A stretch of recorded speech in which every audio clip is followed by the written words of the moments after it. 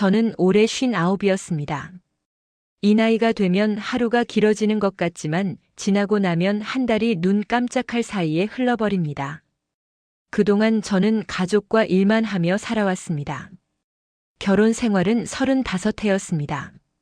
아이들을 키우고 시부모님을 모시고 남편과 함께 살면서 제 감정은 늘 뒤로 미뤄졌습니다.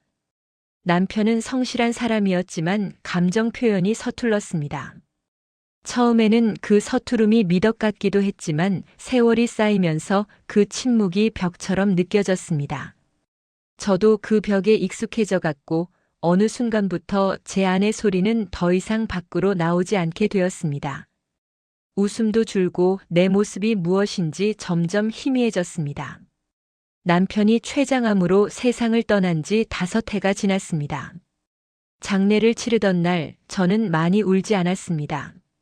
눈물이 나오긴 했지만 그 눈물은 사랑하는 사람을 잃었다는 슬픔의 눈물이 아니라 함께 살던 사람이 없어졌다는 허전함의 눈물이었습니다.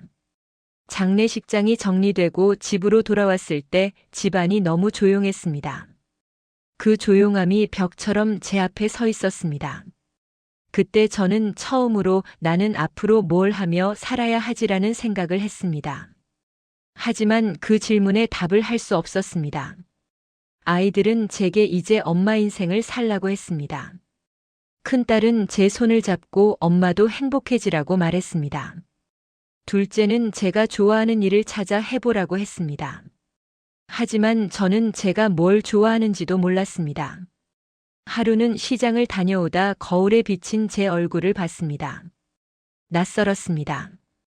주름이 늘어 있었고 표정은 무표정했습니다. 내가 언제 이렇게 되었지 스스로에게 물었지만 답이 없었습니다. 집에 돌아와 TV를 켰습니다. 화면 속 주인공들이 웃고 울고 사랑하고 다투는 동안 저는 그저 무표정하게 앉아 있었습니다.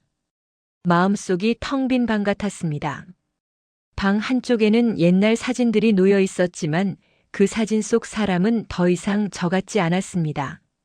그러던 어느 날 복지관 게시판 앞에 서 있던 저는 한 장의 안내문을 보았습니다. 호수공원 워킹클럽 회원 모집이라는 제목이 붙어 있었습니다. 파란색 잉크로 인쇄된 그 종이는 제게 아주 작은 문을 열어주는 것 같았습니다. 평생 운동이라고는 해본 적이 없었지만 뭔가 해보고 싶었습니다. 신청서를 쓰는 동안 손끝이 약간 떨렸습니다. 오랜만에 느껴보는 긴장감이었습니다. 명찰을 받아들었을 때 그 얇은 플라스틱에서 나는 사각거리는 소리마저 생생하게 들렸습니다. 그날 집으로 돌아와 저는 혼자 웃었습니다. 내가 이런 것도 할 수 있구나. 그 작은 웃음이 제 마음속에서 오래 잊고 있던 설렘을 깨웠습니다. 토요일 아침 7시 호수공원. 처음엔 낯설고 어색했지만 자연 속을 걷는 것이 이렇게 좋을 줄 몰랐습니다. 물 위에 햇살이 반짝이고 바람이 머리카락을 스치며 지나갈 때마다 제 마음이 가벼워졌습니다.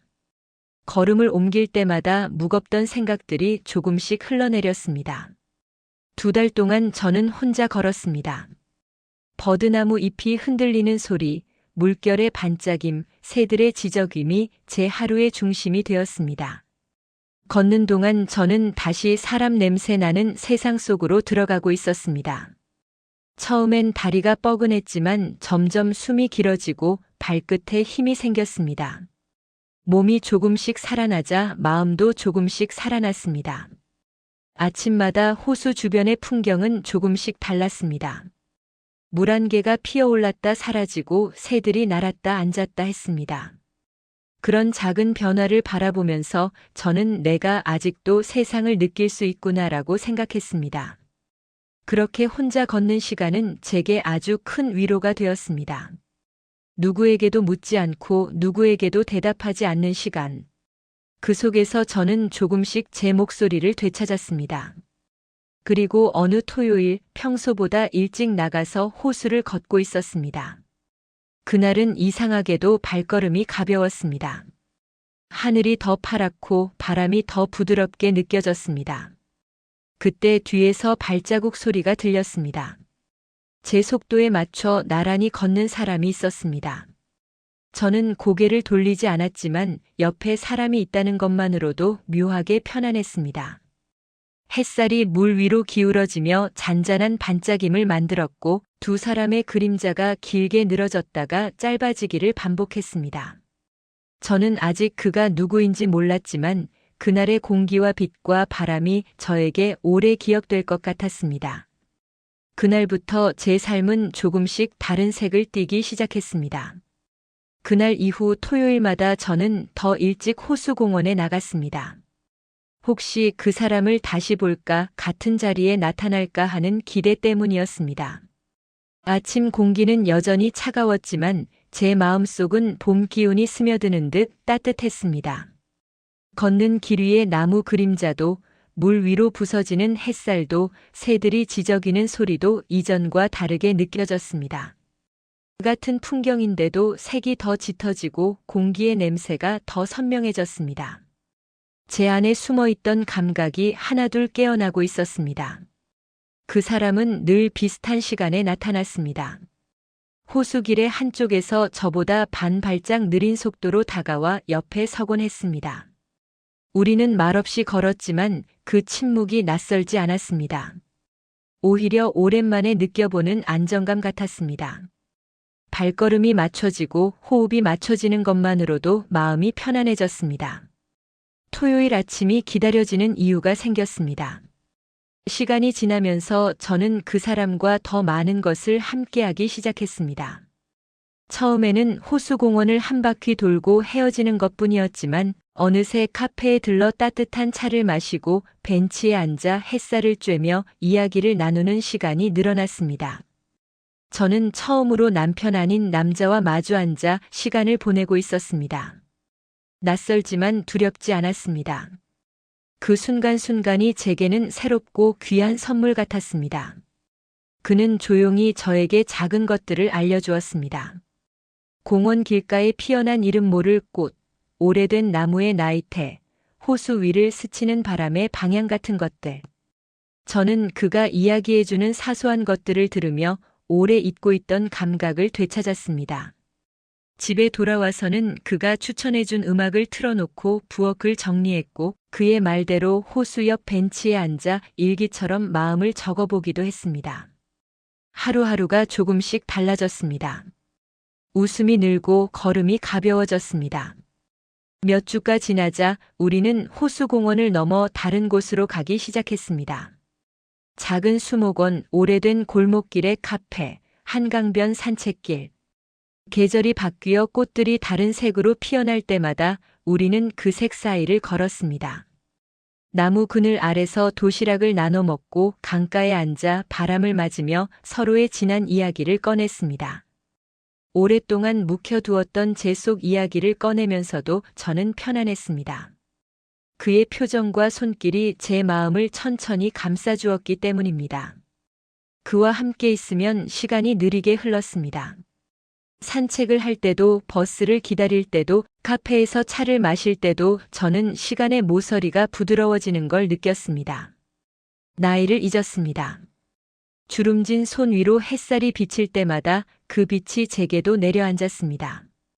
저는 그때 처음으로 이게 설렘이구나라는 것을 알았습니다. 가슴 한쪽이 간질거리고 웃음이 저절로 나왔습니다. 집에 돌아와 거울을 보면 얼굴에 미세한 빛이 돌아 있었습니다. 제 딸이 엄마 요즘 왜 이렇게 예뻐졌어요? 라고 물을 정도였습니다. 그는 작은 선물을 주기도 했습니다. 시장에서 산 작은 꽃다발, 손으로 적은 짧은 메모, 제가 무릎이 아프다고 했을 때 사온 파스. 그 모든 것들이 제 마음을 흔들었습니다. 저는 오래 잊고 있던 여자라는 감정을 다시 느꼈습니다. 옷장을 열어 예쁜 옷을 고르고 거울 앞에서 머리를 빗는 시간이 늘었습니다. 스스로를 단장하는 시간이 즐거워졌습니다. 누군가에게 잘 보이기 위해서라기보다 다시 살아있다는 기분이 좋았기 때문입니다.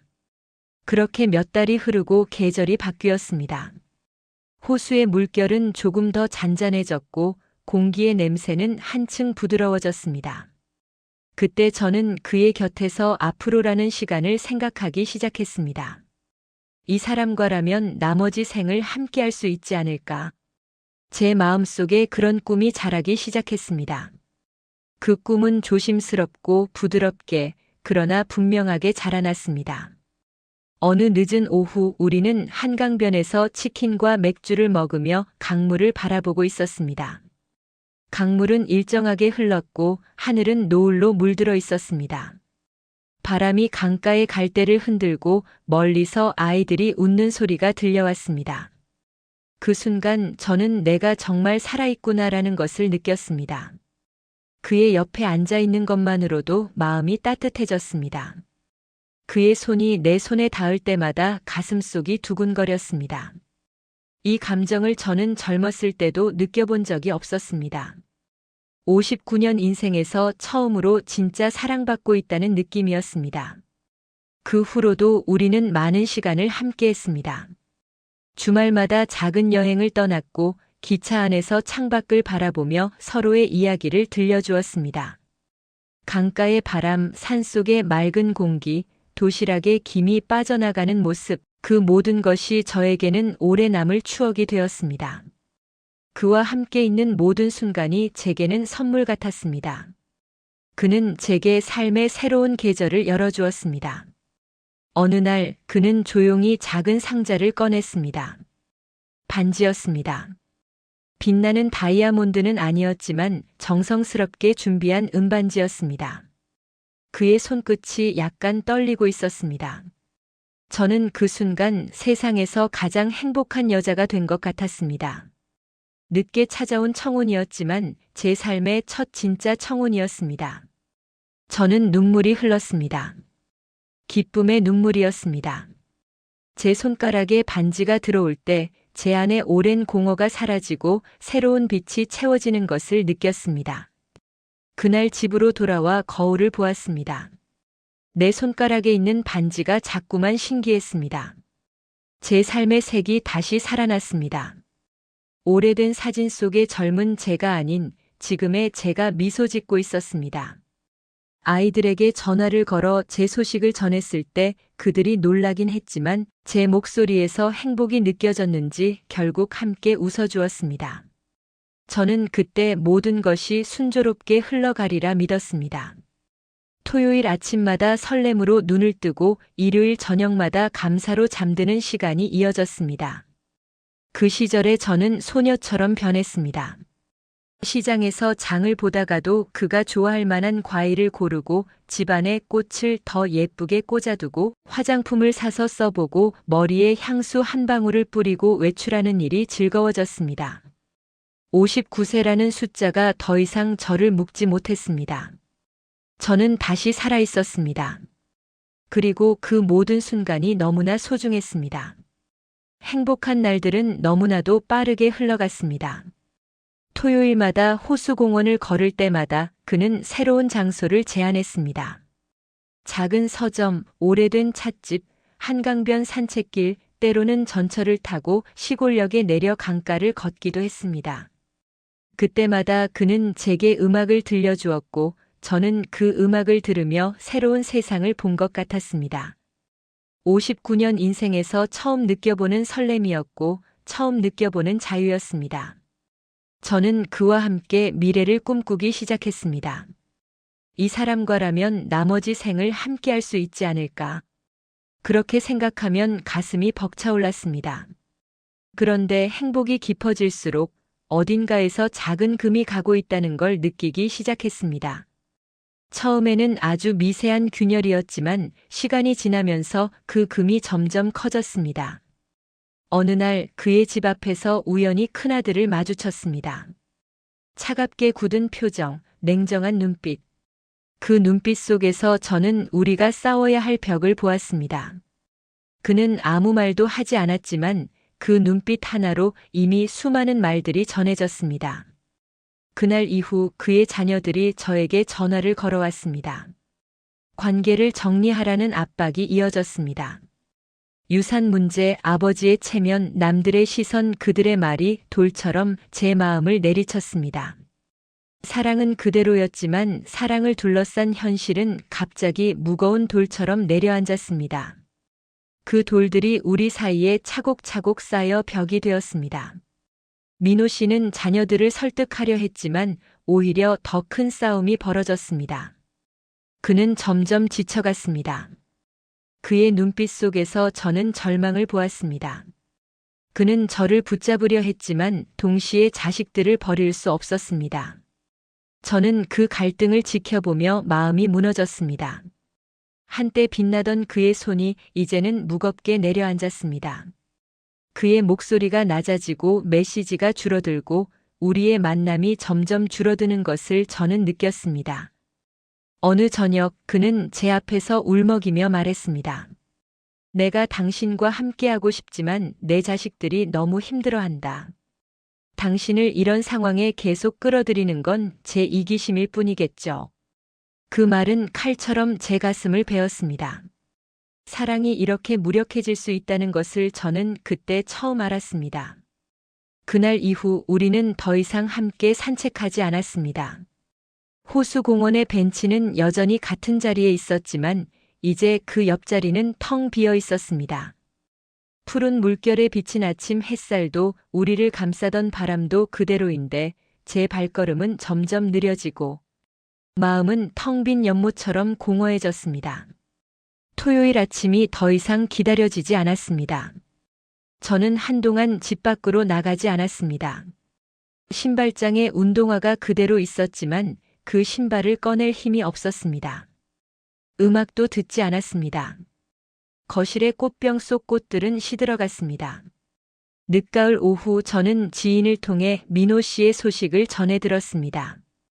그는 자녀들과의 갈등 끝에 집을 정리하고 건강까지 급격히 악화되어 요양원에 들어갔다고 했습니다. 그 순간 제 손끝에 남아있던 그의 온기가 흩어져 가는 것 같았습니다.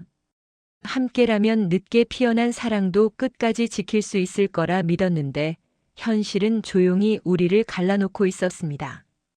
저는 그날 저녁 아무 말도 하지 못한 채 앉아 창밖의 어둠이 완전히 내려앉는 과정을 끝까지 지켜보았습니다.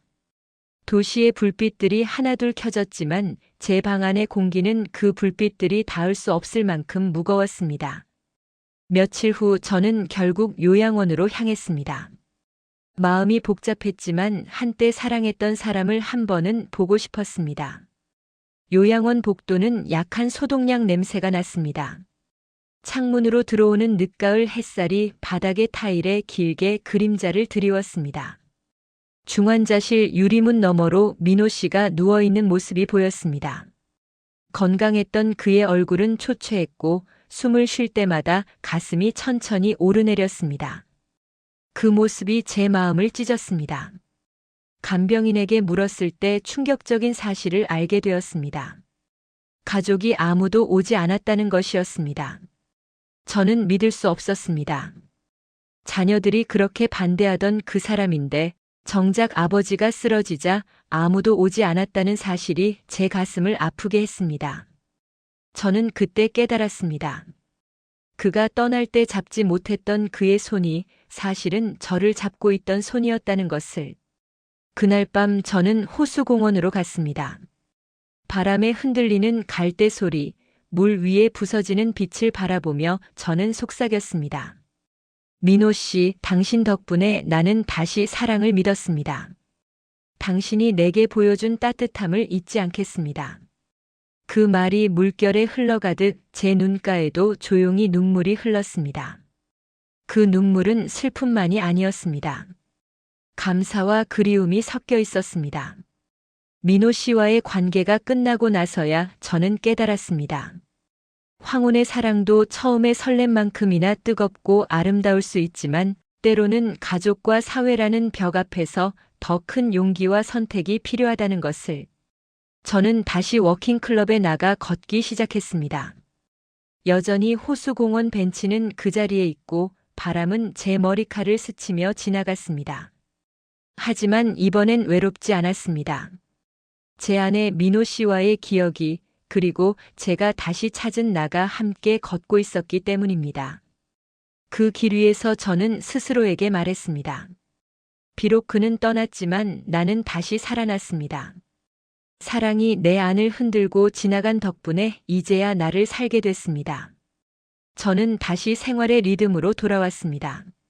시장의 과일 진열대는 계절의 얼굴을 바꾸고 있었고 사과의 단단한 껍질에 손톱을 눌렀을 때 생기는 하얀 자국이 잠시 후 사라지는 것을 보며 이상한 안정을 느꼈습니다. 집으로 돌아와 물을 끓이고 차를 우리고 창문을 열어 환기를 시키고 화분의 흙을 손끝으로 가볍게 고르며 제 삶이 여전히 제자리에 있다는 사실을 확인했습니다. 다만 그 자리는 이전과 완전히 같지는 않았습니다. 저는 같은 동작을 수행하면서도 다른 사람처럼 느꼈습니다. 저는 다시 걷기 시작했습니다.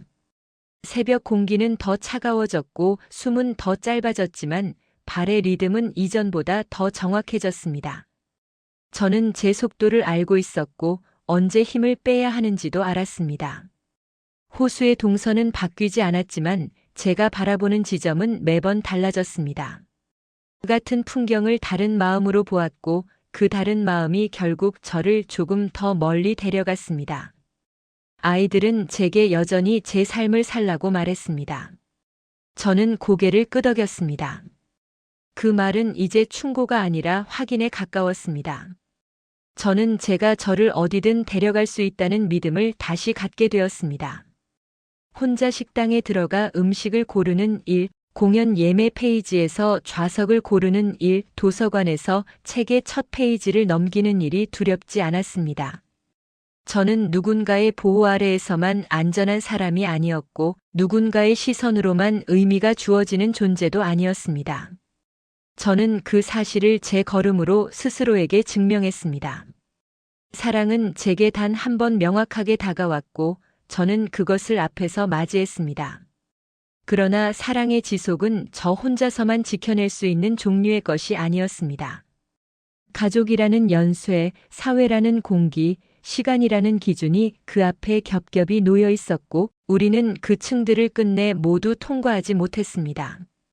그 실패가 우리를 지워버리지 않는다는 사실만큼은 마지막까지 소중했습니다. 저는 실패로부터 제 자신을 회수했고 회수한 나로 다시 걸었습니다. 이야기를 마무리하려는 지금 제 앞에는 다시 새벽이 열리고 있습니다. 커튼 사이로 들어오는 빛은 아직 미약하지만 그 미약함이 방 안의 사물을 하나씩 드러내고 있습니다. 저는 이 모든 사소한 것들이 제 삶의 일부임을 감각합니다. 저는 더 이상 과거의 결핍으로만 저를 설명하지 않습니다. 저는 제가 사랑했던 방식과 사랑으로 인해 깨어난 감각과 사랑, 이후에도 남아있는 제 걸음으로 저를 설명합니다. 이 이야기가 누군가에게 작은 위로가 되었으면 합니다. 늦은 사랑을 시작하려는 이들에게 저는 말하고 싶습니다. 사랑은 아름답고 또한 복잡하며 때로는 조율이 필요하다는 것을. 그 조율은 타협이 아니라 각자의 삶을 존중하는 기술이라는 것을. 우리는 모두 제각각의 속도로 걸으며 서로의 호흡을 배워야 한다는 것을. 저는 다시 호수공원으로 갈 것입니다. 벤치는 여전히 그 자리에 있을 것이고 물결은 계절의 빛을 받아 다른 표정을 지을 것입니다. 빈자리 옆에 저는 앉을 것입니다. 그 빈자리는 더 이상 부재의 증거만은 아닐 것입니다. 거기에는 제가 건너온 사랑의 계절과 제가 회수한 제 자신이 함께 앉아 있을 것입니다. 저는 숨을 고르고 천천히 일어나 걸음을 옮길 것입니다. 제 발밑에서 포장면이 사각거릴 것이고 저 멀리 물비늘이 흔들릴 것입니다. 저는 알고 있습니다. 이 모든 것이 제 삶을 다시 조용히 앞으로 밀어주고 있다는 것을. 끝으로 제 이야기가 마음에 닿았다면 이 영상을 끝까지 들어주신 그 마음만으로도 저는 충분히 위로를 받았습니다. 혹시 더 오랫동안 함께 걸어주고 싶으시다면 구독과 좋아요, 알림 설정으로 제 옆에 자리를 만들어 주시길 부탁드립니다. 저는 다음 이야기에서도 삶의 작은 빛과 바람의 결을 놓치지 않고 제 걸음의 속도로 다시 여러분을 찾아가겠습니다. 고맙습니다.